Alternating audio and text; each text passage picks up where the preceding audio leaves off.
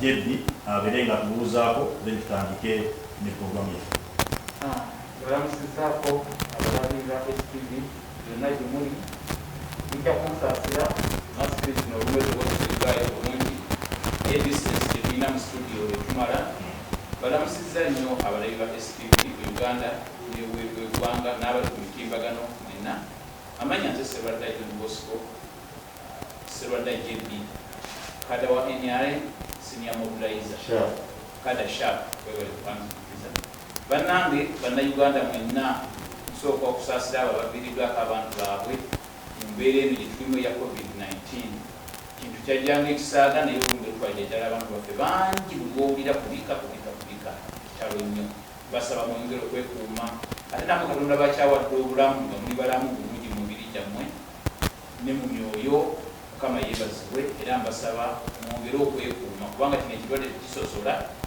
N'olwekyo tulina okusobola okukirwanyisa okuba tuweesuubi ab'ebyobulamu nti kigenda kikkakkana naye lwakumaanyi bwe tutaddemu mu kwekuuma. Era mukama wange nzikiriza neebaze management ya STV Haji SK Mbuga ne management yonna ne bannaffe ekkulu yonna nga ekukwatagana okuwanga akacyansi lwa mukaaga okuyisaawo endowooza zaffe ng'abantu bannaffe ne basobola okuyiga ate ne tuwuliriza n'ebifa mu bantu wansi kubanga kyamaze okukakasibwa nti STV kumpi kati buli muntu yatega buli wa mukaaga n'ennaku ezisigadde kubanga puroguramu zibeerako nga ddala zikwata omubabiro. Weewaawo mukulusula banzireewo neyaza nnyo neyazeeyo abalabi baffe abalungi ab'STV balamusiza nnyo mu nnyala ya Mukama Katonda obulungi. Mbeebaza emirimu gye musobodde okutuusaako engalo. Njozaayoza mu mmwe abafunye ebirungi awamu n'okusaasira abo abafunye obuzibu obutali bumu nti Mukamamunyazi mungu abeere nga bafunye. Nsaba olw'okuba nti wano tulinawo social distance ddoboozi zisobole okuvaayo obulungi mbeere nga nzijjako masiki eno naye nzikiriza sebo mu ngeri y'enjawulo osaasireko bannansi ba Haiti oluvannyuma lw'okutemulwa kwabadde omukulembeze waabwe tubasaasa tumanye ebibabiddiridde ebiyinza okuddira singa omukulembeze avaawo mu nsi bwetu tusaamunyazi mu ng'abeere nga bataasa. Nalabyeko eggulu ekiro n'ateendaba ku BBC nga bakuteeka abantu 17 kwabo abamwaza sinati nze katusabe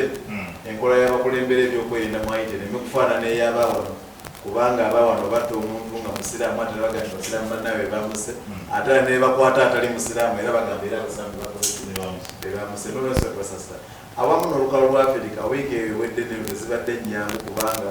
omu ku banwanirizi b'eddembe Nakinku naddala omwana w'omuddugavu owa Zambia omukulembeze yafugako Zambia Kawunda bw'atyo Mungu yamujjulula nabo tubasaasira. Kyamazima wiiki eno ebadde envaamu mu byobufuzi ebimu ku byo nange njagala okubiwulira kyomusa omulungi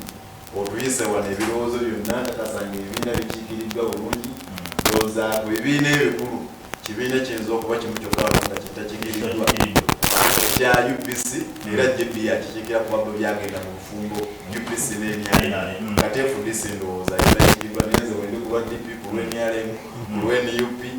so mbaagaliza bannakibuli batumiddemu nnyaka ensoso. Omukulu Simba buuza ku bantu baffe byanjula nga bali mugenyi bakutegere kubanga bana babiri bo bamanyi baawa baawaka. Abalabi ba STV wonna wonna mu ggwanga n'emitala w'amawanga balamusizza nnyo n'embeebaza kuba nti mwekuumira ku lutindo lino gaggadde era ngenda kuba nti neyanjula nze Simbwa Paul Kagombe omu ku batandisi ba kibiina kya NUP era nga nali ssaabawandiisi waakyo okutuuka mu mwezi gw'omusanvu ogw'omwaka oguwedde bwe nafuukira senior administrative secretary wa ekibiina kya NUP. Ngenda kubasaba nno era nti engeri gye tuli nti twewadde amabanga agamala nange masiki eno nsooke ngiteeka ebbali nsobole okuba nti tuwuliziganyisa bulungi. Ngenda kwebaza okusookera ddala kubanga tubadde ne challenges okufaananako nga eggwanga lyonna n'ensi yonna bweri okwebaza abasawo b'eddwaliro ly'ebbombo kubanga Muzeeyi Kibalama eyatandika ekibiina kyaffe abadde mulwadde akwatibwa COVID n'atwalibwa mu ddwaliro nga biwala ttaka naye n'abeera nti yajjanjibwa bulungi n'assuuka era n'addayo ewaka. Mpozi era n'okukubiriza bannayuganda bannange ne mu nsi yonna gye tuli nti tugende mu maaso nga twekuuma olw'ekirwadde kino kubanga ekirwadde gyekiri mu lubereberye twasooka ne tubisaagiramu naye kakati kituukidde ddala mu mayumba gaffe tugende mu maaso nga twekuuma nga tugoberera ebyo ebitugambibwa bannaffe abakwasaganya ebyobulamu so neyanziza ne STV administration okumpa obukisa okuba nti nkyalako mu studio wano okwogera ebyensi okulaba butya bwe tusobola okuba nga tutereeza ebigenda mu maaso mu ggwanga lyaffe neza mukulu Simba abali baffe mutegedde bulungi era nga ngenda kumatandika naye mukulu Simba nawe bwenyanjudde ndaze nti nno mu wiiki eno era emboozi etandika okuba nti nno omukulu Kibalama gwayogeddeko yava n'agamba nti bannange akaseera keeko kina kyamuyisa bakirenga kizibu okusinziira ku emboyo gye twakola twayingira endagaano wakati waffe aba NUP NURP wamu n'abakulu b'Hip Power n'ekitegezo kizuna Hip Power teriwo mu mateeka baatuluddiisa baatugyekagyeka so kusaba kati endagaano gye twakola nabo ate naye tuusa okuba nti ekomekkerezebwa bavudde ku mulamwa batusabusibwaliko so tugamba nti kyaffe kituddiziwe abantu bangi bava ne boogera bagamba nti okutema tumulabyenga abadde nga atema buli kaseera mudde ne musaba ekibiina omala okuba nti mu nsonga za nsimbi oba si kyekyo nga omukulu yennyini ali mu gavumenti ekulembera kati akozesa bukozesa bajje ebbinga bwebakugamba buli kaseera nti bangi bali naye nga waffe so omukulu Simba ensonga eno gyemuliko emunonya kasimbi temali abannayuganda budde ensonga mujjawa obuvumu okuba nti mugamba kina kya kibagizibe kimanyi ekyo nekimanyi NUP kati yatabwani sentamu ne banne ate gwe obudde mubudde mugamba nti ekibiina kyali kyaffe tukyetaaga akamukaweddemu nyonyolensi lwaki kiri bwe kiti neyanze ebyo kubanga omulomo mukulu nnyo ensonga eno yeetaaga okuba nti etegeerekeka bulungi tetuvudde mu katale k'owino kugenda ku secretariat ya NUP kugamba nti tugizibwe ekibiina so nga ate era njagala n'ensi etutegeere bulungi nti tetugamba nti tugizibwe ekibiina mu bukyamu bwe twali nga tusisinkana ne bannaffe aba People Power nga bakulembeddwamu Mwami Kyagulanyi ne David Lewis Lubongoya bali bantu basatu abakiikirira ettundutundu lye bayogerako nga People Power Movement era mu nteeseganya zaffe nno zaaviira ddala wala kuba twatandika enteeseganya mu mwaka gwa 2018 bwe twatuuka mu mwaka gwa 2019 abakulu abo bye twali tuteesezzaako babivaako kale ne twawukana ne tugamba bagenze kuba tewali kitubatwalidde naffe tewali kitikoze eki kyetubajjeeko nze kennyini mu bukulembeze bwange nga Secretary General wa NURP ekibiina ekyo mu lubereberye kyali kiyitibwa National Unity Reconciliation and Development Party NURP nze ne mpandiika kubanga twali tufunye idea ey'okweteekerateekera okulonda kwa 2021 nawandiikira akakiiko k'ebyokulonda nga tubategeeza nti twalina obwetaavu nga ekibiina kya NURP okukendeeza obuwanvu bw'erinnya okulifuula NUP nga tukukyusa erinnya lyokka nga tukutte ku kawaayiro konna konna mu setup ya kibiina constitution tetwajogerako bwe twali tusaba olukusa olwo olukusa ne lumpeerwa n'enkyusa erinnya okuva mu NURP ne lifuuka NUP olw'okuba nti twali twogeddeko ne Mwami Kyagulanyi ne ttiimu ye twabakubira nze kennyini nabakubira naye tebampa attention nga tubagamba nti bane twakyusizza ekibiina bwe muba nga mulina enteekateeka ey'okubanga era mujja ne mutwegattako tuli open you can come mukulu Simba njagala odemu settlement yogera mu bulungi NURP evaamu NUP ng'ekyali mikono gyammwe nga nze Secretary General w'ekibiina ekyo era certificate bagimpa okuva mu Electoral Commission ng'ennaku z'omwezi 28 omwezi ogw'omunaana 2019 bwe bamba certificate erinnya lyalabika bulungi era nagenda mu maaso n'okulikulitinga ba members mu NUP nga nze Secretary General waayo Mwami Kyagulanyi bwe namutuukirira teyampa audience kubanga jjukira mu 2018 twali twogeddeganyizaako naye teyampa audience ne tutambulira ddala nga tebatuwadde kuddamu kutugamba nti bakyali interested kukola naffe jjo lyabalamu mu mwaka gw'12 mu mwezi gw'omukaaga bwe baddemu ne bakubira Mwami Kibalama naye nga ate tetwali tumonitalinga ebyali bigenda mu maaso mu ggwanga yes 2 2 bwe bakomerawo mu mwezi gw'omukaaga ne bagamba bannange tukomyewo tukolagane. Nze kennyini ne mbagamba nti yes mukoze bulungi kubanga ekibiina ky'abantu bonna era ffe tetugenda basibira wabweru naye mu kukomawo olwaleero twetaaga tubeeko ne bye tuwandiika kubanga ku mulundi guli bwe mwajja twakola ebintu mutali buwandiike ne muyitawo ne mugenda temwakomawo temwakola buvunaanyizibwa bwe mwali mweyamye so olwaleero twagala tubeeko bye tuwandiika ne bazina pages 2 tuziwandiike wansi zitugayidingenga mu nkolagana gye tukola ki gye tukolaganamu kubanga constitution y'ekibiina eno gye ninako kopi etulaga nti tusobolera ddala bulungi nnyo mpozi okwongera okukitegeeza bannayuganda constitution eno etulaga bamembers bafaanana batya mu kibiina.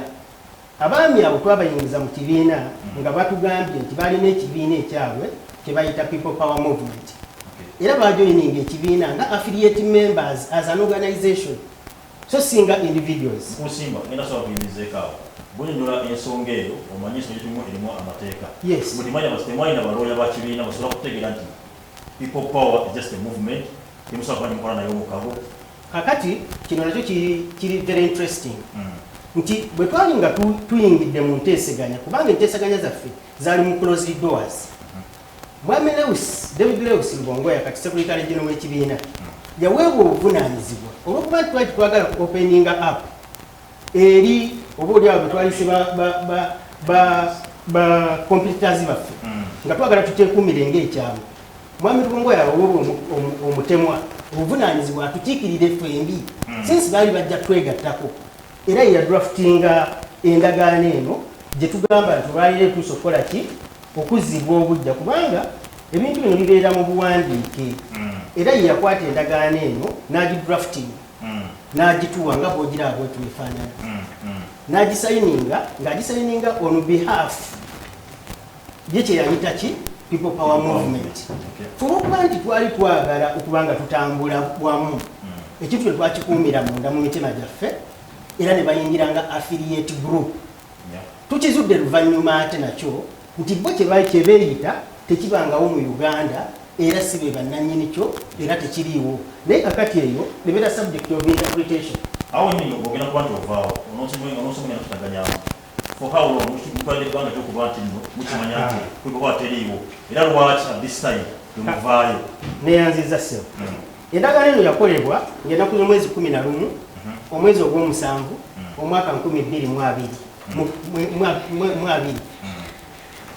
nesayiningibwa ng'ennaku z'omwezi 11 omwezi ogw'omusanvu 2020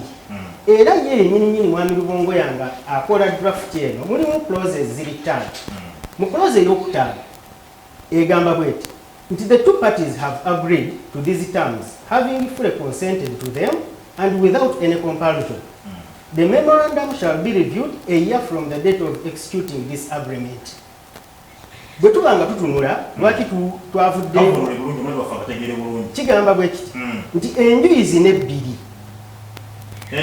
ne people power bakkiriziganyiza bulungi nnyo mu nteeseganya zaabwe ze babaddemu nga tewaliwo bukwakkulizo bwonna bubanga butunulwamu naye endagaano eno ekoleddwa wakati w'abantu bano ababiri egenda kubanga eddamu okutunuulirwa ng'omwaka mulamba gukoze eki guyiseewo omwaka mulamba olwaleero ennaku z'omwezi ziri 10 bwe tuba nga tutunuulira endagaano eyakolebwa ng'erina ebintu byeyogerako wano biri kuba bino tusike twabiwandiika naye twabikkaanyaako nti tunaabeeranga n'ebifo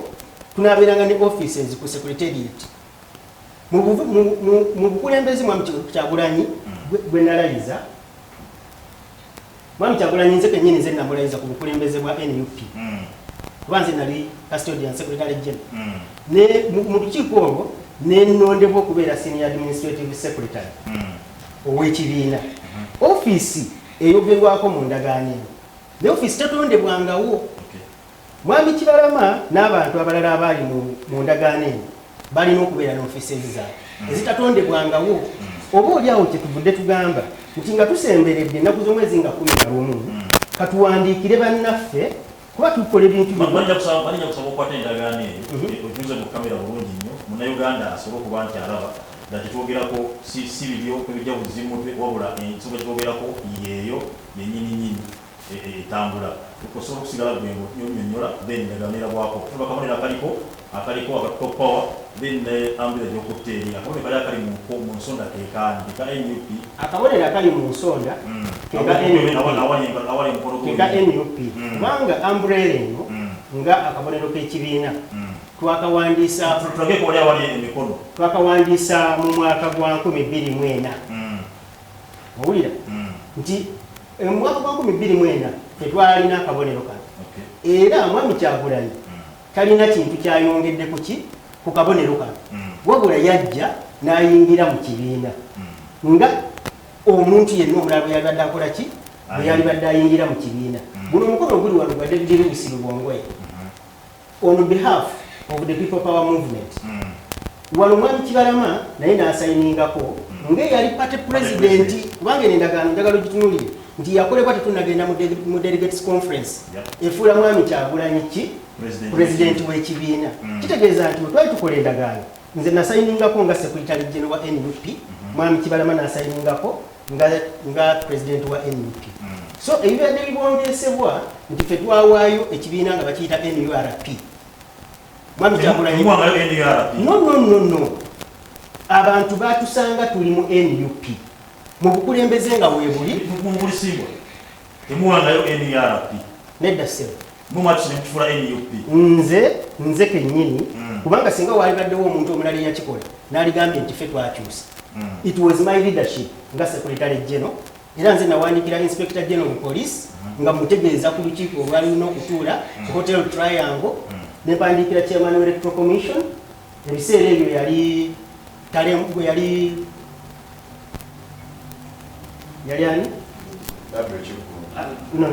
nedda bano abaddeko yes nembawandiikira nze kenyini mu mukono gwange nga mbasaba okushoteninga erinnya so Mwami Kyagulanyi yasanga ekibiina ne kala zaakyo nga bwe ziri because twakyusa linnya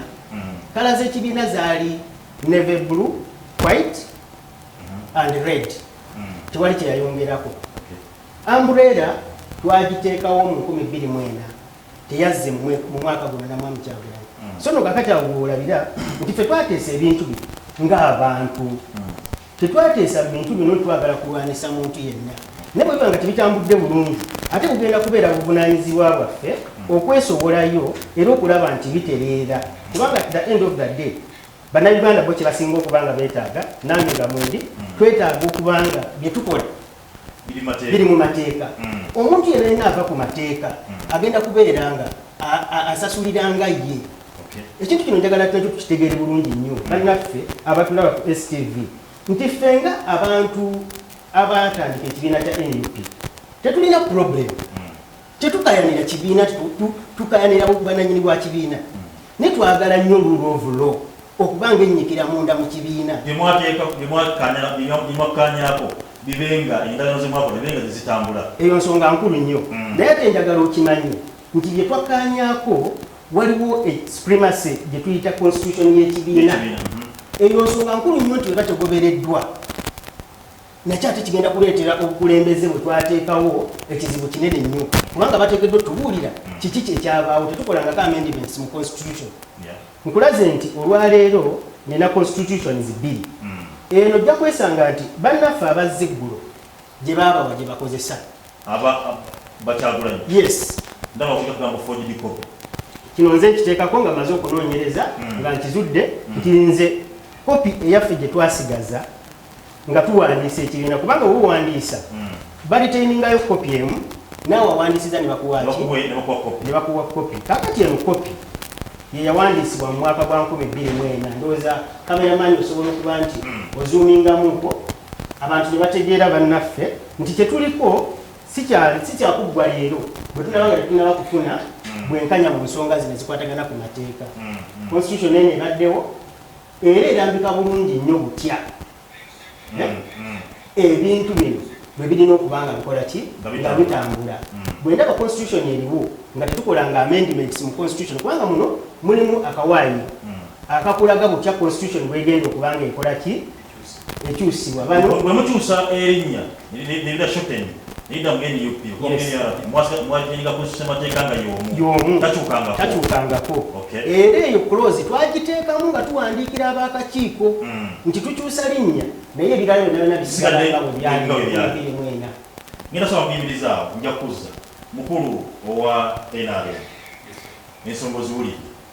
Kibalama ne mukulu Simba wakugambye ekimeze beetaga ensonga zitambule nga bazaagala. Baba ne bava ku mulamwa people power yabawuddisa yaliwo mu mateeka ne bakola obufumbo nayo ne bakola endagaano nayo naye kati bituuse nga ensonga erina okuba nga ebatija. Abalabi ba STV mwenna niyongera nateera okubalamusa n'okubebaza kubanga muli naffe kati. Ku nsonga ya mukulu Simbwa omulangira Kakombe muwuliriza bulungi. Ate nze muganda wange si gwe gusoose okuwulira endoliite. Naye nze mu bintu bino byonna kye ndabamu kiri ekintu kimu. Nti bannaffe ne basoma batya ne bafuuka balooya. Nabagamba nti omuntu bw'asoma obwa looya ne bamutikkira tebamutemako omutwe gwe ne bamuteekako omulala. Buli gwe yazaalibwa nagwo era gwasigala nagwo. Bw'abanga wenda osoma obwa looya ng'oli mutemu mu mutima osigala oli mutemu. Bw'oba wasoma obwa looya ng'oli mubbi osigala oli mubbi era bakutikkira diguli ey'obwa looya oba first class oba upper class oba ki oba pass degree mu mateeka naye ng'osigadde oli mubbi. Bw'oba oli mukulupya ng'oli mukumpanya oba oli muli wanguzi ne bw'obeera ng'obakutikkidde obwa looya osigala olina emizeegyo. Kaŋŋambe ne bw'obeera mwenzi ne bakutikkira obwa looya osigala n'obwenzigo. Obwa looya tekukugisaako kiri kyolina. Kati ekindeetedde ekigambo ekyo nti abakulu abeetooloolera mu nsonga z'okukyusa ekibiina kino ekya NUP ababuzaabuziza muzeeyi Kibalama n'atuuka n'okwagala okuzirika n'okwagala okufa ennaku balooya. Balooya Kyagulanyi be yeesibyeko okuli Balobongoya okuli Bakatana okuli Baseggona okuli baani Bankuuga Nsamba abayingidde oluvannyuma nga n'endagaano ziri zaakolwa ne batandika okukolesa obukujjukujju okukyusa ebintu byonna okubijja mu mikolo gy'abannannyini kyo.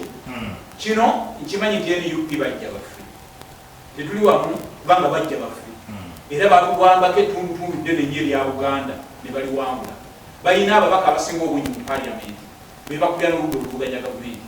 naye obunene obugagga bwo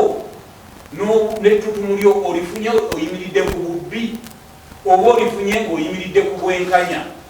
nga bwe mubadde mweyimbirira nga mugamba nti mwe muzze kukyusa nsi mulage abantu ensi bwe yanditambudde. Bwe tutunuulira ebiwandiiko omukulu nga bw'abiraze ne Kibalama abyogera bulijjo ne Ssaabawandiisi wa NUP oluvannyuma eyakyusa okulebeze n'afuuka Chief Administrative Secretary oyo aba mukulu nnyo mu kibiina ye abadde atugamba awo nakati tebanamuwa ofiisi yewa kyokka nga ekibiina bakifudde ekyamaanyi bagaggawadde bonna kati bonna bagagga bakungu naye obugagga obufunye ng'osinzidde ku ki ku mazima n'obwenkanya oba weeyambisizza okuba nti wasoma amateeka n'oyingizaamu obukumpanya n'olukujjukujju n'okola kubanga bangi abazeeyi baffe abakusajja abakulu bagenda ne bakwata balooya ne babateresa ebintu ebiramu ne babateresa ebyapa ne babateresa ebiwandiiko eby'obuvunaanyizibwa naye lukyalumu n'akyusa ebintu ebyo nze mbadde mbiwulira naye kati olwaleero ntandisa okubikakasa nga mbiraba nti ddala omuntu looya bakyusa ebirango by'abantu bakyusa ebiwandiiko bakyusa ebyapa nga baali muteesa nga bamwesiga ne bamugamba genda mu kooti onkoleza ettaka lyange lino omuzeeyi amwesiga n'atuuka n'abikyusa kati kyekiriwa mukulu Jeje. Yes. Ensonga za NUP bozogera kwali okukumira ng'oyogeza buvumu era ng'oyogera na n'ekyoga obusimbako amaanyi obadde okyogera nnyo wanene ku mpewo wanene NUP mulina ababaka bangi abali eri naye nga bamu era ng'olaganya nti NUP temulina buzibu nayo okulaga nawe kuli bulungi omuteyeebuuze nti ensonga eno mukulu Simbwa gy'alabise okuba nti aleeta olwaleero mwe mugire mabega ennumye lwa nsonga mugire mabega tetugiri mabega naye batukozesa loosi wampi naye abantu baffe mu NUP betwateekayo nga tusuubira nti tuli mu kintu kituufu kubanga era bulijjo ekiwangaaza gavumenti bwambega twateekayo bambega baffe nga tumanyi kintu kya ddala nga DP bwewattu ekiraba eyabano twagimalamu amaanyi era nga tweyambisa obukude waffe obwa bambega netugenda netuteeka bambega mu UPC ne mu FDC ne tulikakanya nga tumanyi ne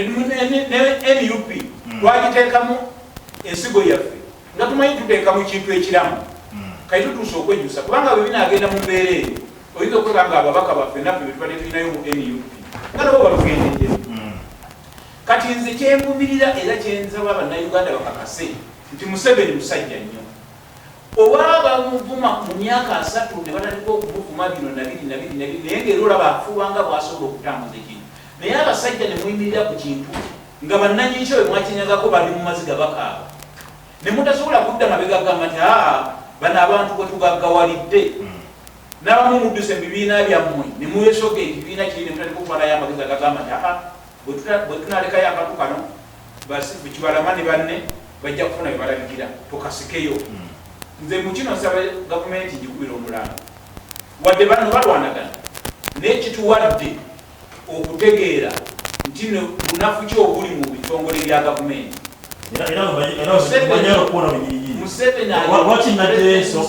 ensonga nti nno mukusongamu mukirimu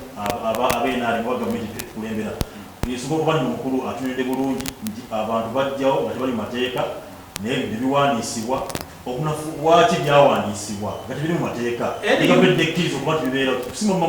mukirimu webale nnyo obuvunanyizibwa bw'okuwandiisa ebibiina butwalibwa gavumenti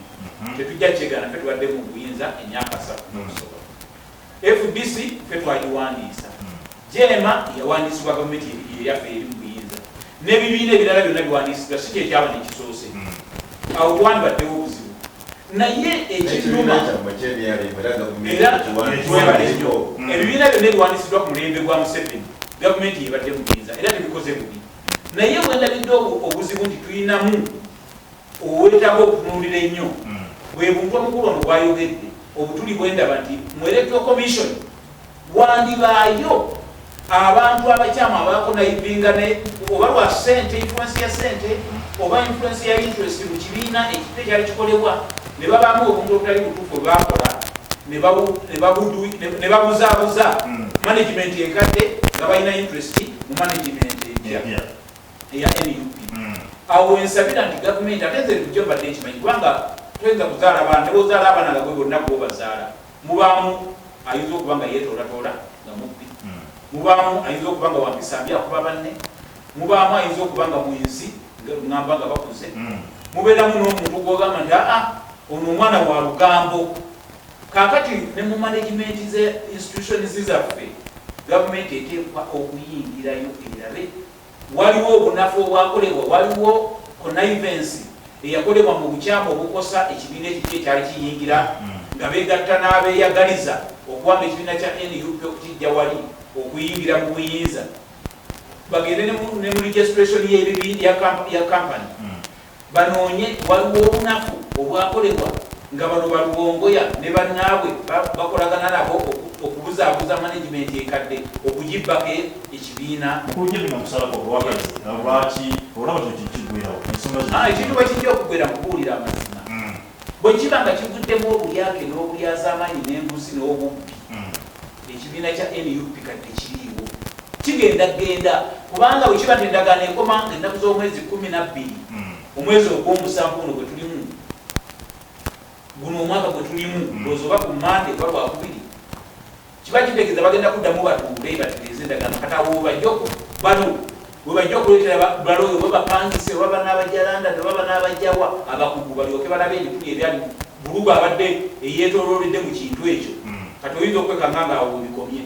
Kulusuna Faruku NUP enjogera ya bulijjo mukulu Jebbi Watuganda tekyaliwo teyiibwo kyekintu ensonga eyo gwenga mukulaba okuko mazibanga tumaze okugoberera obufuzi b'ensi yatuganamu n'okuba nti ensonga zo zigoberera ensonga eno mukulu Simba jatudde olwaleero kyekintu waayo era biggwerawa era bwekibanga omutuufu NUP tekyaliwo olwo yakita ku tiketi ya NUP alamulwaki nayanza nnyo moderator n'oluvannyuma lw'okuwuliriza abakulu bano bombi naye ndowooza nzikiriza mwami Kabombi ndyoke nkugamba ebigambo bino bwenga obulungi okusookera ddala nsaba okiyige leero nti mu nnimiro ya sitaani tebasigamu birime yebalala buli kintu kyonna kyosiganga nayo kisigira mu nnimiro ya sitaani tosuubiranga amakungula amalungi ekyo kimu ekyokubiri obanga olyanga ku lujjuliro ne sitaani era oliisanga fooko mpanvu ebyo ebigambo bikusibiridde lwaleero lwaki njogera bwentyo okusooka ampuliriza muganda wange ejjebbyolu ng'akuba bulatti kubanga ayogedde ekibiina kya DP bakiteekamu bambega bakimalawo indiidi nsobola okukkaanya naye kubanga naffe waffe tetuli tulwanagana teteredde neFDC era tekoze eki kubanga byonna bikoze eki UPC yo bagimalira ddala gyennatandikiddeko wano nti yeeri mu bufumba naki naye nebino byonna byonna ng'oyagala okubitegeera tobitandika kati era nebino birudde yadde ne mwami Kagomba atandikidde mu mwaka gwa 2020 naye nze neebaza Katonda neebaza Lukwago Erias oyo Lord Mayor w'ekibuga Kampala neebaza mukadde wange Semwogerere awamu ne mukadde wange omugenzi Sebaana Kizito ffe twayingira ebyobufuzi nga tuli bato mu kibiina kya DP wansi wa UI ebintu bitono nnyo nnyo wano bitasobola kukolako analysis ne tubitegeera mu mwaka gwa 2025 ekibiina kya Nuru bwe kyawandiisibwa 25-24 nga bawandiisa political parties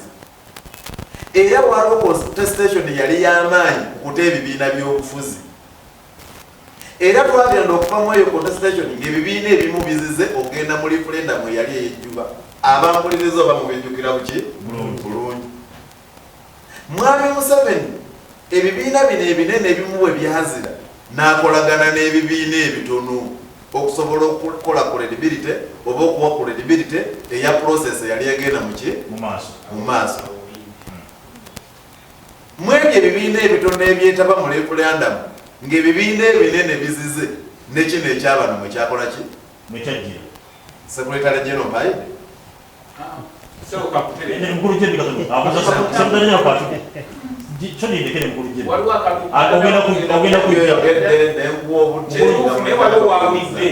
ebibiina tebyagenda mu referendum ekibiina referendum yalimu enju yes zaali bbiri ebibiina byagenda okuwandiisibwa nga tumaze okuwangula nedda njagala kuwangula kubanga tuyigirako era nti bwabakandivugge olina ekintu kyobuuziza mbuuziza nti muwaayidde mu referendum eyo tebeetabaamu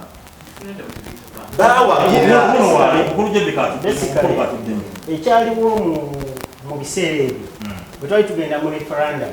ey'ejjuba ebibiina by'obufuzi byali bimaze okuteebwa ng'era biwandiisiddwa ebyo ebyali birina okuba nga biwandiisibwa ebyalina credibility okwewandiisa katono nnyo mwami Kagomba olwokuba twagala yamba batuwuliriza ogenda mu referendum ebibiina byali tebinnateekwa kuba referendum yalina kibuuzo ebibiina tubite oba tubireke era abapromotinga okuteekwa kw'ebibiina mwene enkola yali egenda mu maaso Museveni abitangagamba nti ekibiina kitulenga ku 3rd floor eya Sky Complex nga n'otudde mu TV naye tekisukenga madaala wali agakino ekizimbe mu bwempimpi nti ebibiina babite naye tebikkirizibwa bagenda mu bantu kola ki cooperatinga ebibiina nga DP ekyange nekizira nga kiga nti eyo enkola tepromotinga democracy ebibiina ebitono olwokuba nabyo byali byagala okuvaayo birabike ebimu ku byo byagenda ne byetaba mu nteekateeka eyo ndi mu kuwa bantu ekibiina kino wajje kikoze ki wajje kiva okutuuka n'okikola ki kiri olwaleero kakati njagala okugamba muganda wange Kagomba mugenda sanga obuzibu bw'amaanyi nnyo mu nteekateeka eno ekisooka musooke mujje mu mayindi yammwe kati nti muli mu kwogera ne Honorable Kyagulanyi ne Rubongoya ekibiina kati ekya National Unity Platform nze siina buzibu ndabye ne ku kaadiyo ng'oli namba 7 mu kibiina naye kati ekibiina kyafuuka ky'abantu naye obuzibu bwendaba buli bumu nti wano tufugibwa gavumenti ey'obwannakyemalira ey'abamwami Jebyono era gavumenti eno eyannakyemalira yegenda okusala awaane ku mwani anaaba omutuufu kubanga kakati naye eraba nti waliwo ekibiina kye bayita ipod. Ekibiina kye bayita ipod kisasula ebibiina okusinziira ku presentation eri munda mu palamenti. Buli mutwe gwa mubaka wa palamenti ali munda mu palamenti bamusasula miliyoni za Uganda 5.2 buli mutwe omwaka. Bw'ogatta ababaka NUP beeyina ababaka 61 bali 57 obeera mu buwumbi 3 financial year. Kakati teriimu muntu nga nakyemalira asobola kuwa buwumbi 3 ng'omulwanyisa tagenda bukuwa naye kikyagenda okukola agenda tunula katezi n'enjuzi ng'akozesa nabiwandiiko bino bye bakwakwaga bavuddeyo batandisa okulwanagana. No, tebiriimu butuli eno ntegeeregana basobola okuddamu ne batula ku mmeeza ne bakanyira ne bakanyiza badde njagala kusaba moderator ensonga gye tuli mu kunnyonnyola nsonga y'abannansi era nze njagala kusaba muganda wange Mwami Kagombe ne Muzeeyi Kibalama ne bannamu nga bwe mwagamba nti enteekateeka eno mwagitandika mu mwaka gwa 2018 nonnoze obadde oyogera ku people power. Nze people power nagitandika mu 2017 yenze omu ku bannabyabufuzi abaasooka ekyaddondo mu kalulu ka Kyagulanyi munnabyabufuzi ngenda okutuuka nasanga omunnabyabufuzi omulala atya bamuyita Sam Lubega Mukago abalala bonna nga bakyaganya omwegattako nze nembeera munnabyabufuzi asooka nga Sam munnabyabufuzi okumeka omuntu omulala eyatwegattako yali Frank Gashumba atali mu byabufuzi. Ffe twakola enteekateeka eyaleeta Kyagulanyi n'amala n'awangula obubaka bwaki era nze nakolanga emuziwalaaleze ezakolaki ezasooka. Ensonga ndala nnyo ze nange ezaŋŋaana okuyingira NUP kubanga nze sikkiririza mu byabufuzi byakuwetaaweta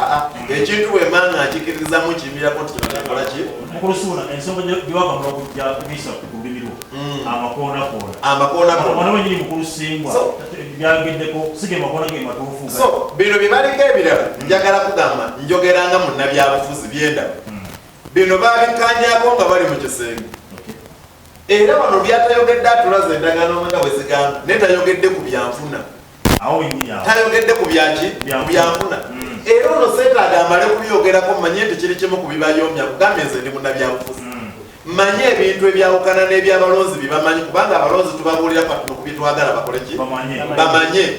Kakati njagala bategeezamu abalonzi ababeyo ne mulowooza nti people power our power ekimu ku bikayanja bano buli obuwumbi 3 kati buli financial year NUP erina ababaka 57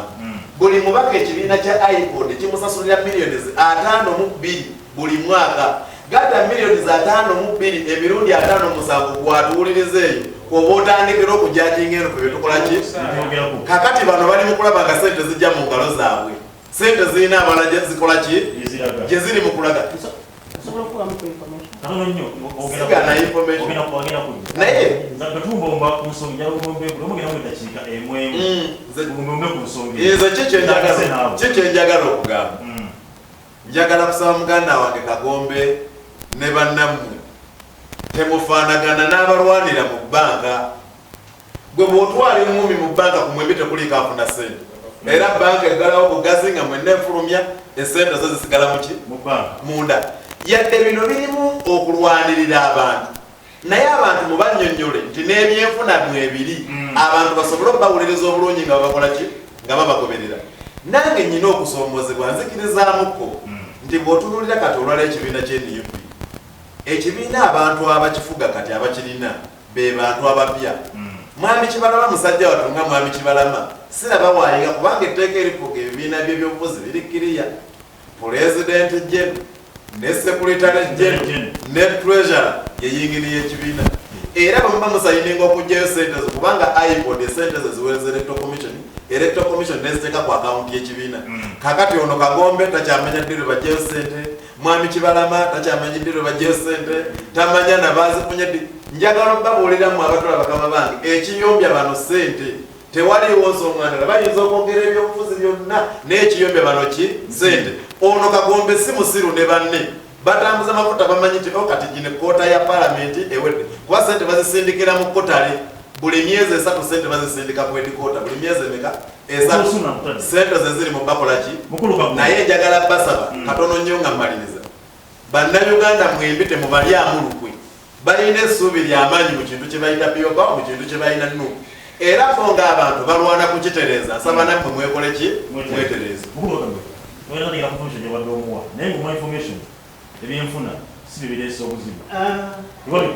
webale nnyo muganda wange Mulangira Ssuuna alambuludde bulungi ensonga ze omanyi nze njawukana nnyo n'abantu abalala bwe tuba nkudisikasinga ebintu by'obufuzi mpa credit where credit is due. I disagree where disagreement is due. Naye atanyiza bulungi wabula ate kyesaagala nnyo kuba nti tutwala nze bwe twali nga tukola omukago guno ne Mwami Kyagulanyi. Of course ekibiina njagala tutunula emyaka 16 down the road nga tuli ku steering twali tuteekamu ssente mu kibiina awatali gamba nti ssente ezo zaavanga mu gavumenti kubanga without representation in parliament omakinga sure nti ekibiina kyo kisurvivinga at whatever cost nga gavumenti ekuwanvu jjongeno gye tugamba olwaleero Mulangira gyagambye nti oba oliawo yetusitudde okubanga tutanula okubanga tukola ki nga tuyombagana olwaleero bwembanga obukulembeze wa Mwami Kyagulanyi bwe nalayiza mu bukulembeze obwo nafuuka senior administrative secretary bwe kyogamba nti emirimu gyo embanga nkola emirimu gy'ekibiina sisasulwa omwaka mulamba office sigituddeemu naye nga ndi constitutionally made nalondebwa bulondebwa nga naye bwe yalondebwa okubeera ki president so kitegeeza nti bwembanga nvaayo okukaayana ku kino nga ndaba nti waliwo ebitagobereddwa ate nga tebigobereddwa constitutionally and memorandum wise then sirowooza nti tubeerako ensonga yonna egamba nti tugenda kukosa bannayuganda wabula kyetwagala ennyo bannayuganda naffe batufune sayidi eyaffe nti tulina omulimu munene nnyo gwe twakola okufuula NUT olwaliro kyekola ki they should not discredit us batunulire ng'abantu abanoonya obunoonya ssente naye ekibiina bwe kiba nga kitambula bulungi gyenna ne bannayuganda bafuna essanyu lera katono olwaleero n'agambye nti ebibiina amateeka agafuga ebibiina tewali nti wekiwandiikiddwa nti ekibiina kinaakulemberwanga secretary general ne president constitution eno gyenina mu ngalo njagala nkusomere article 1 bbiri zokka bwe ziti article 5 of our original constitution says which has not been amended the party shall have a party president as a flag bearer who shall hold the following powers and responsibility within the party hierarchy nti ekibiina kinaabeeranga n'omukulembeze gwe bayita pulezidenti era pulezidenti ono yanaabeeranga anaakikwatiranga bendera mu kuvuganya okwokulonda okwawamu nga Mwami Kyagulanyi bwe yakola era pulezidenti anaabeeranga n'obuyinza buno mu mitendera gy'okufuddukanya ekibiina anaabeeranga political anaabeeranga diplomacy anaabeeranga ne omulimu ogw'okwadvisinga obukulembeze obuddukanya ekibiina kono nakukakulu okwadvisinga obukulembeze obuddukanya ki so si nti addukanya ekibiina kankusomere article eno eyokubiri advisory to the party leadership the party president shall be elected at the National Congress every 4 years of parliament. Okay? Article number 6 of the party constitution. The party shall have a vice president stroke party leader who shall hold the following powers and responsibilities within the power hierarchy: management, administration, finance, and information. The vice president will have a veto of all party matters. In this shall include control and responsibility over the national secretariat. The vice president will further have responsibility to oversee what goes on at various regional and district levels. Secretary General tatuza mu biwandiiko bino byayogera bituufu naye ono si politics kati ono ali mu mateeka nze nkugambye ekitabula abantu bagende batuule bakanye ku kintu eki mbadde ngattamu wano ku sente ziva mu haigulu ekibatabula bano buli obuwumbi 2 ne miliyoni 964 ezo ze ziri mu mateeka tezibuzaabuzibwa nti oba tezazze nga tekuliko sente ziva mu bazungu ze bakufaninga kibiina ezo ziri wano ziri mu bajeti ya Uganda kwe ziva in fact era obuzibu obuliwo ennaku zino abantu abetwogera ku bino ebintu bamanyi ti oba people power tefumirako yadde nanusa ddala n'ekikumi n'ekimu njagala bategeeza naffe mu DP sente tuzifuna era olumu ku lutalo oluli oluva ku zino sente okukola ezajja gyeziri definitely n'NRM sente zino bo balina obuwumbi 10. Kakati njagala kusaba njagala kusaba mugende mutuule muteesa kweno bannayuganda temubajjako olwaliwo njagala nkitegeeza eggwanga lyonna naawe muganda wange Suuna onfune bulungi mu nsonga zino tetugaanangako kuteesa tuli bantu abawuliriza era ensonga lwaki twakwatagana ne bannaffe nga mwe mubalemeseza okuyingira ewammwe kubanga bagezaako okuyingira ewammwe neffe ne tugulawo geti ne bayingira ekikulaga nti tetuli bantu bankwe twagala nnyo okuteesa eno ebbaluwa twagiwandiikanga ennaku z'omwezi ng'ennaku z'omwezi 9 Novemba 2020 nga Mwami Kyagulanyi kyagabana kugenda ku nomination oba yali amaze okunominatingwa nga 3 ne tumuwandiikira ebbaluwa eno twawandiikira party president National Unity Platform nga tumugamba nti engeri gye mukuttemu ebintu si ntuufu that was last year so kitegeeza nti tubadde tugoberera ebintu bino ng'ate tetugenda mu media era tubadde twagala nnyo okubanga tuteesa kubanga fenna bwe tugenda okufunira emirembe bwe tutwala ofuna ze ne tubawandiikira ne batatuddamu what does it imply mukulu Jebbi nga tuba ku nsonga eyo mukama wange nze era nzirayo ku mulamwa buli okuba nti twavuganya n'abantu ono kyatukwatiriza mbu tuyinza okuba nga ffe tuyina essanyu ku bantu bano okuba nti balwanagana ebyo si ssanyu lyaffe okuvuganya n'abantu naffe twagala nnyo okuvuganya n'abantu abalina ensa era ne bagiba mipiira gya bika oba emipiira egy'amasaza kangerezeku ekyo kubanga ffenna abali wano mugitegeera bulungi saagala kuvuganya na muntu nti ekika ky'empologoma kikubagana n'ekika ky'emmamba ate nga mutaddemu omusajja ow'enkima ekiba kitegeeza eyo lingi mugyonoonye era tubakunaana kati nze nali njagala nnyo okuvuganya n'abantu NUP nga tumanyi kuvuganya n'abantu abali ku edibo nga abantu bakola ebintu mu mateeka mu butuufu naye nga tukizuula nti twasamba ab'empologoma twasamba n'abe mu mupiira gy'ebika twasambamu n'ekika ekyengo nga mulimu ab'engeye kitukola bubi nnyo era kitukosa ate ng'abengeye abakiyingiramu beegatibwamu n'abeeyita balooya ne bazanyisa omuntu ow'engeye ne bamucyangacyanga nti n'amanya weyite kanule osobole okufiitinga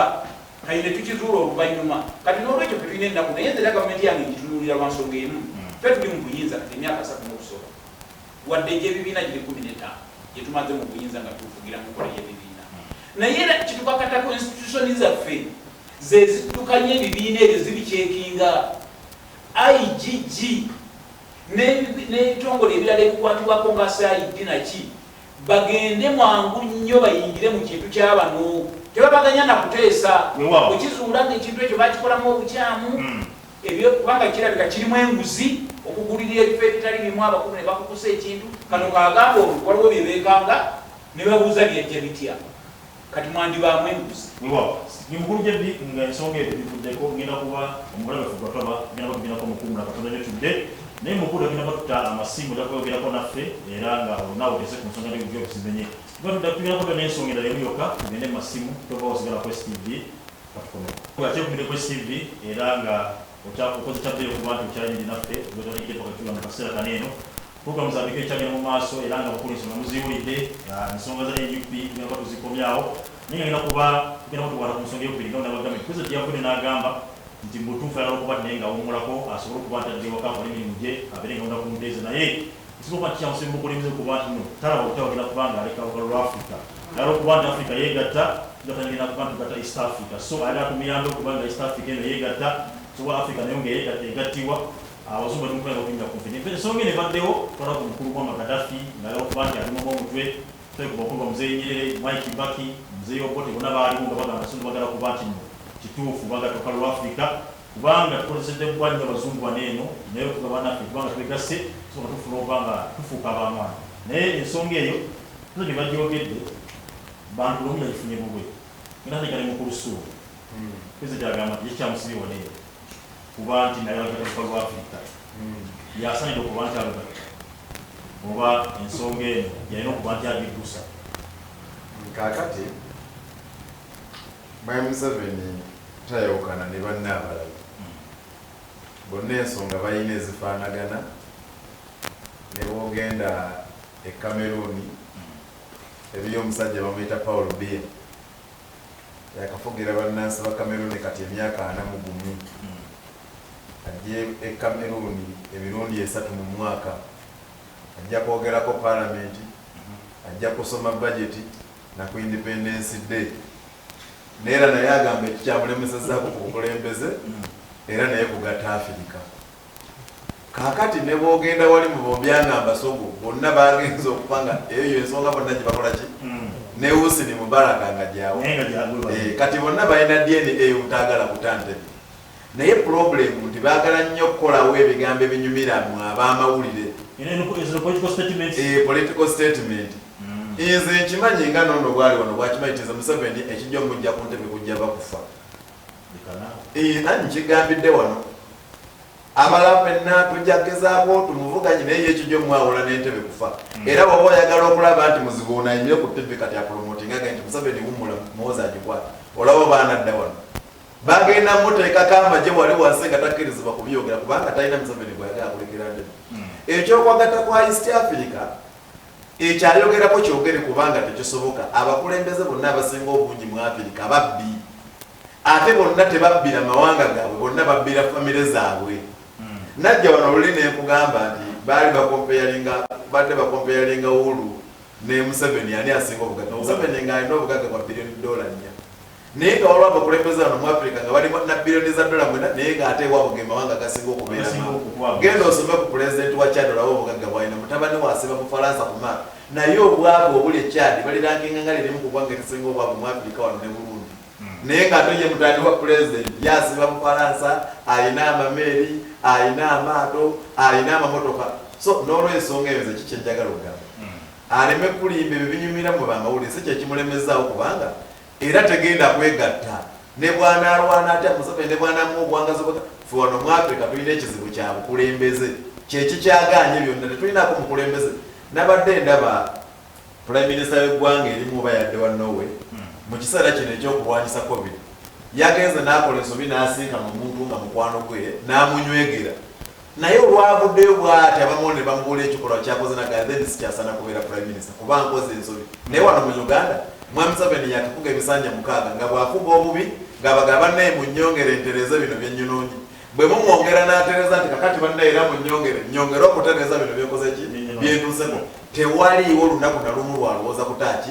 ntebe. N'olw'ensonga ezo saagala bigambo byakumbulira mazima yabadde abigamba nga bigamba munne Ruto ng'ali awo. Ruto yakwata ejjambya mu 2007 ng'ayagala bukulembeze n'atemaatema abajalu obukulembeze abufune nakati akyalwana. Bali Kenya balwanaga n'enkola ya BBI, Build Bridges Initiative. Ayagala emuleete mu bukulembeze bali bakyali mu kkooti. So wano buli muntu ali mu kulwana. Ruto bw'anaaba yatudde ku ntebe gwe yadde akyogera kigambo naye era agenda atandikira nti nangenzeza kwagala yasabye President Museveni n'amuwagira ku nsonga eyo asigale nga akyali mukulembeze kubanga asaanidde okuba nti ddala East Africa oyogera ku kalwa Africa ne East Africa ensonga zonna zonna azimanyi. Muganda njagala okubuulira n'abatulaba. Mwami Ruto yabadde anoonya campaign manager mu kalulu ka 2020. Bw'obanga oyagala ba pulezidenti wano kulimu ku mawanga gano agali wano ku muliraano. Mwami Museveni nsonga nkulu toyinza muleka. Ruto ali mu kunoonya ba pulezidenti mu 2020 Kenya bagenda kulonda. Ayagala omuntu omu kuba n'agenda okumusabira akalulu nga ye Mwami Museveni kubanga Mwami Museveni kiri mu girasa ayina enkolagana atumanye talina nkolagana nnungi na Raila Odinga ate nga Raila Odinga kati yakulembedde ng'omu ku bantu kati abayinza okutwala kwa pulezidenti mu ggwanga lya Kenya. N'olw'ensonga eyo ebyo eby'okumuwaanawaana n'omusuuta ye ayagala kukkiriza abeere baba babikiyita baba bakozesa nnyo ekigambo baba kati ayagala mufuula baba nti nange munnange nzikiriza nkwate wano sigenda beera na buzibu kugwe kubanga ye Mwami Museveni akyali mutalina waalaga ye Katonda yagenda omutujjako tulwana naye Katonda yagenda omutukolaki olaba kanaakalulu bannansi baavuddeyo n'amaanyi ne bawawonale mu Kyagulanyi akalulu. Mwami Museveni najja n'alimu n'agamba nti bampangudde mu Central wano kuliriza ate nze njogera ogenda kwogera ebyo. Mwami Museveni najja n'ate nakusola n'atuma baddoni Wanyama nti mukube bulungi kulapu nti bampangudde wano mu Central nti naye ne bampangula ne disitulikiti 11 ezabusooka. Kati njagala buulira abatuwuliriza wano nyininyini ku ttiimu. Omuntu ng'ayagala obwa pulezidenti nga byakalulu nga ga mazima na bwenkani yeetaaga disitulikiti 5 zokka mu Uganda okubeera pulezidenti. Kampala, Wakiso, Masaka, Mukono. N'ogattako ne district bbiri osobola okugenda eyiga osobola okugenda mu y'ekibala. Ezo bw'ozifuna ne zikulonda endala zonna ne bwe zironda omulala tebaweza balulu. Lwaki nkugamba ekyo? Omuluka gumu ogw'ekasubi wali gulina abalonzi emitwalo 18. Disitulikiti eya Bugiri, eya Ntungamu, eya Kiruhura, eya Kiruhura waliwo disitulikiti nabalanga 8 nga zirina abalonzi emitwalo 612 nga tezenkanankana yadde okuli ku Kampala era n'opamaona alina wawukira nze gwowega tutya ku gavumenti enzibi yako ate ekyo kiraba oyagala nzire Museveni lwaki teyegatta ku yasemogerero oba eyoboti toli musezi osanga abasezi nga batemate mu mufunga naye wegatta tetujja kuzira mu mwagala byakuzira tujja kwezira kambe kusuuno no kubanga yakimanyi tasobola kuweereza ku gavumenti eyabbye okujjako ng'ekyamazima n'obwekanya mwakivaamu nina okulwanagana nayo nga bwe tugijjako ebyabannansi olowooza okulwanyisa gavumenti olina kubeera kumala kubeera ng'ofuna ssente zaayo kati nze kasire ku mulamu ogwange ekisooka pulezidenti Museveni bwe yali agenda mu nsiko yalina ensonga ezamutwala era bwe yali avaayo n'amala okuwanga eggwanga lino yalambika biki byateeka okulwanirira agende ng'abivaako mwezo tulina byetufunza nga olya tubiragire 10 tufunzamu ebiragiro ezamutwala zaali 18 tuzisomeremu wano abatuwuliriza okuwulireko gyakyalikirize bwetuli wa NRM sebo ezamwe zaali za ey'ekibba bululu yali yeesooka my friend akalulu kati mubba n'akamu akenda toli omu kubakaaba kati nzoza omukulu suna tulekere puroguramu ayisewo ekisookera ddala fe mu nsonga 18 tufunzaamu ensonga 4 waliwo kye bayita peace, democracy, privatization, East Africa and the African integration. Kati president yasooka kulwanyisa obutali butebenkevu mu ggwanga entalo ezaali empitirivu ab'engunga tebeebaka ab'ekasese tebeebaka kati ku Uganda okuva boda paka ku boda wonna waliwo peace ng'oggyeko bireke okutemuga ebi mu Amerika ne mu Russia ne mu Bungereza ebyokutemula abantu olinaako omutima omubi n'atemula omuntu ekyo kirala naye kye bayita peace mu Uganda temuli ntalo kyokolaba ensi zonna ezitwetoolodde wano bwe buddukiro banoonyeza okudda ewaabwe nga balwana eno wano mu East Africa pe tulina kampu ey'abanoonyi b'oludda mu businga obunene kubanga wano wali ku mirembe kati ekyo bw'okimala naddaako democracy bano mwe bayitidde okwesooka gavumenti okujjako Masuna ngamba nti yali yalondebwa mu ngeri ya democracy yabba bubbi nze nalwana si kulwana bannonda ndi namukomera my friend ekitegeeza democratically abantu balwana bannonda ndi ekyo namukomera kirala ne bwe wandibadde okudde era nga gavumenti yammwe tenjagalawo eyagalawo wenyale suuna njagala obeere muka kati oli mukulembeze njagala obeere nga obeere ekyokulabirako wabba bubbi akalulu abantu democratic bakuwa n'owangula abaali bakuvuganya wakati mu kulwana ennyo akalulu bakasaba busabi n'okola n'obukodyo obwo n'okuleka kumatiza abalonzi ne bakulonda akalulu mwekubiramu ebwemukamu akaprimaries enyale nsolo nagyemundu ne shates akwabo kwali mwalina primaries ate gwe tolina tosanye nakwogera kubanga mu bibiina byonna byonna NRM yalina primaries ebibiina byonna balagiranga bulagizi wavuganya nani era bwavuganya primaries omwami Ssuuna buli womukwata awantu ate nze gazzeemu nga omukulu ati alimba abantu sibalimbye nze demokrasi kati mu Uganda mwali bannayuganda balonda omuntu gwe baagala ku kitundu njako ng'onaŋŋamba nti ewaffe tebalonda gwe baagala nze eyali amvuganya gwe baali baagala nze nempisaawo kifuba naye nze manye ekikuli demokrasi n'agimala n'ebukala era ensonga lwaki olaba NUP bwe bagyagala bagironda wadde yajja mu mangweru ekirala privatization Museveni yajja n'ekirooto ekyo ekyokuddira amakolero ebintu ebiguli bwerewewa ensi kasooka ng'etondebwa anti privatization bwe kuzza ebintu mu mikono gy'abantu babulijjo beekolera amakolero agalira aga gavumenti kati abantu beekolera paaka my friend abantu beekolera privatization tekitegeeza nti nno omuntu kitegeeza omuntu asobola okukola banka oba community nekola banka nga si gavumenti kati ekyo kyakolerwa n'amakolero mwe gajjidde kati Uganda y'emu ku nsi ezirina amakolero amangi yasangawo amakolero 6 tuli makolero 14 kakati integration ya East Africa kirooto kya Museveni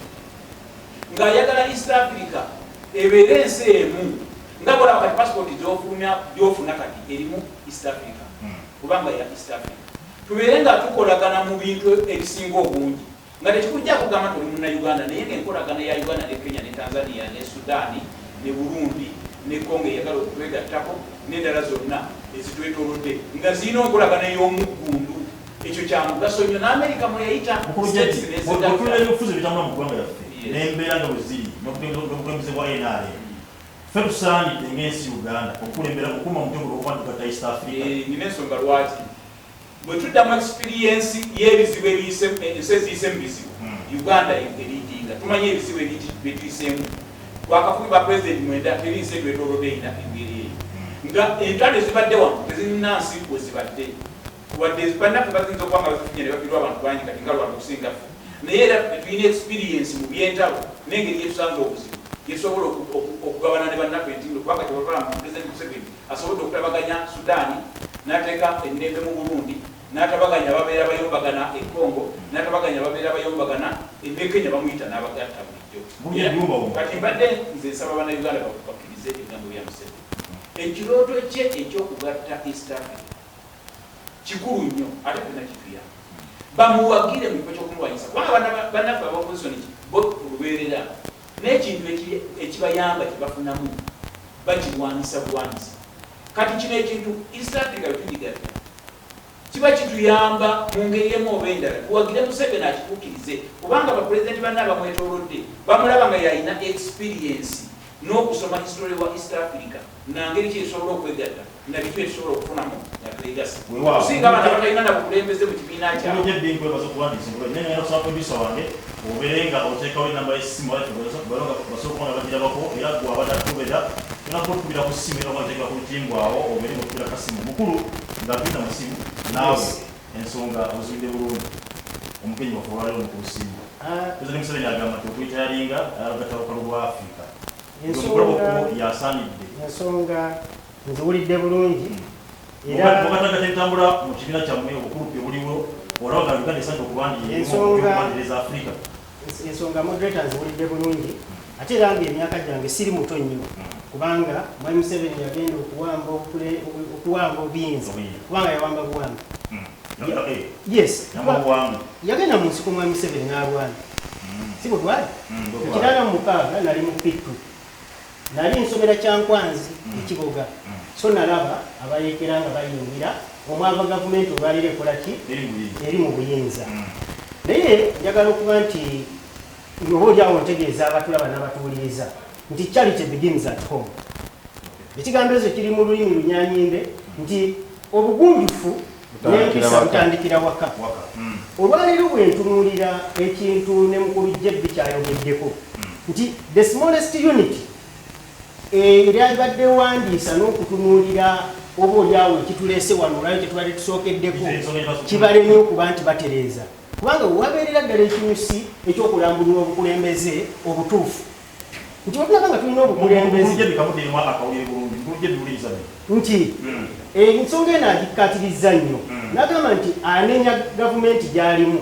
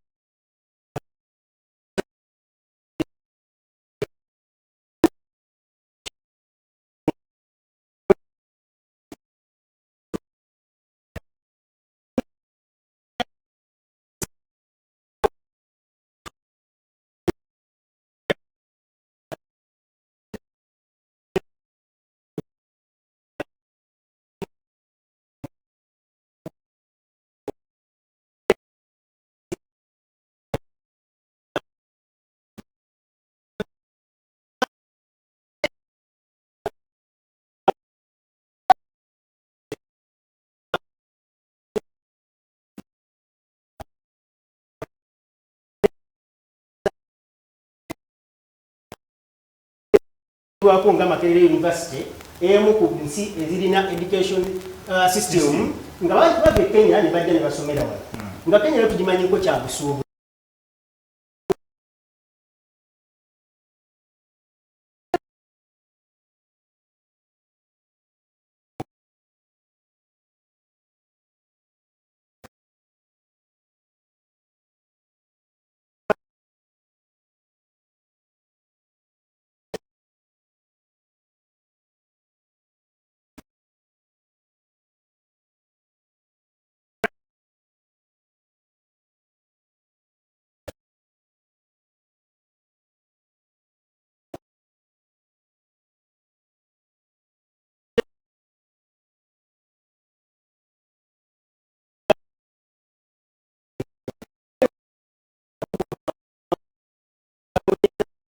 bye tulina okutambulirako okukulaakulanya eggwanga lyaffe. Kuba Mwami Museveni nga pulezidenti si yalina okulaba ebikolwa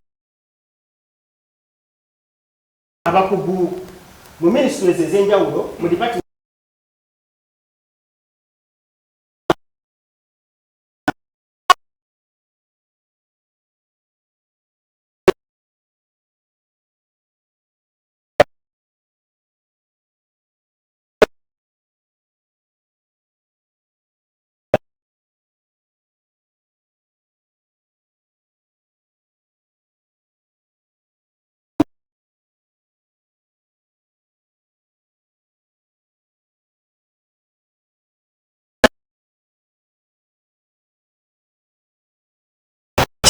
abantu ekisobola okubanga n'oluguudo lwenyininyini olutugatta ku bali terukola ki tutundayo bodaboda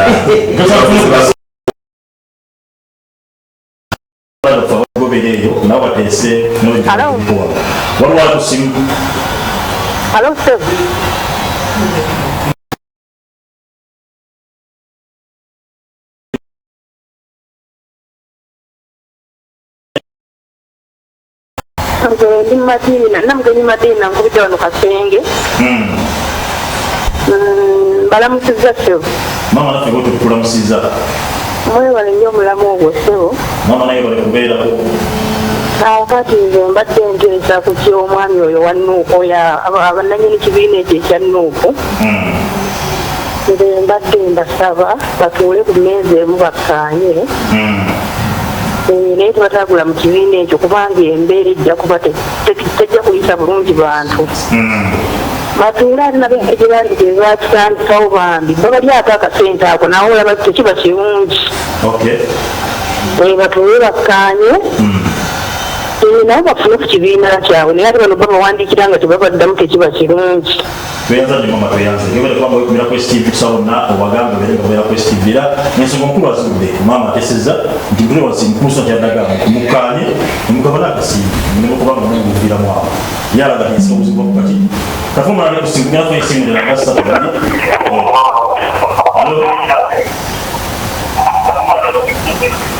nsaba ku essimu beera nga oba kumbi ne TV yo oba obeere okugeza ku ddoboozi n'okubeera nga weewulizibwa feedback wanane bulungi naawe abaakubye. Mukadde wange amanya n'ekyokubidde ssebo. Nze bampita mu Patrick wali Nateete. Ssebo abeera bagamba batya ssebo? Ndakuba mwami wa NRM oyo. Ssebo mukulu Jebbi. Alekera okwogera ng'akudaala. Ayiwa yenna abalanta olw'okuba bo bali bulungi naye ffe tuli bubi. Ekyokulabirawo kati ng'ogaba emmere kwe baagamba wano. Sente z'emmere. Sente ziraba zirimu bulugu w'amaanyi. Sikaba bannakafalo baffe twakakola ki. Nebasooka abantu ab'eggulu nga ffe bamentala ekutta. N'olwekyo saba muganzi baganda wange oyo byayogera. Amalenga kweka ennenya. Aleke kusiiga nnyo kazigo kibiina olw'okubayo waliralimbwa kambuto zaabwe. Abantu tuli bubi ddala. Si Patrick wane Nateete gemanya bere bulungi. Patrick Nateete webale kubeera nga wekumira ku STV.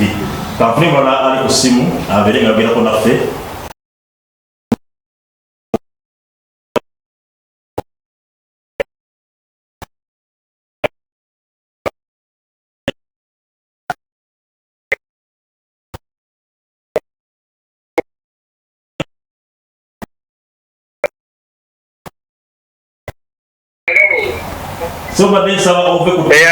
Amanya nze Kibiri Geoffrey.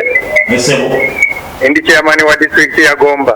Mukama wange abekumba muli mutya? Ssebo. Ssebo kumira manya tulitwogeddeko.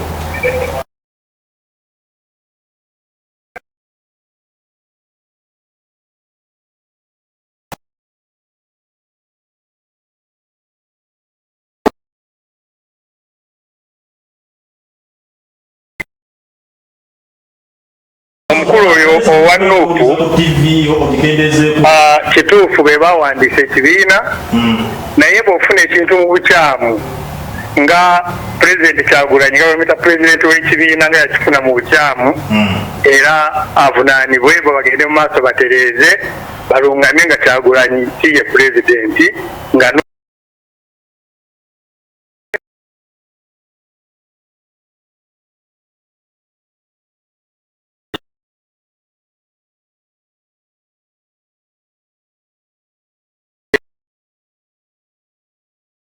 nga emirembe tewali era tebiwatereera niwegera ebyobulamu nga tewali mirembe era tewali kitambula emirembe gyegisinga era ekyo kulitisibwa obwogi wa NRM obwogi wa pulezidenti alina kyakoze obutafaana pulezidenti ye kuwe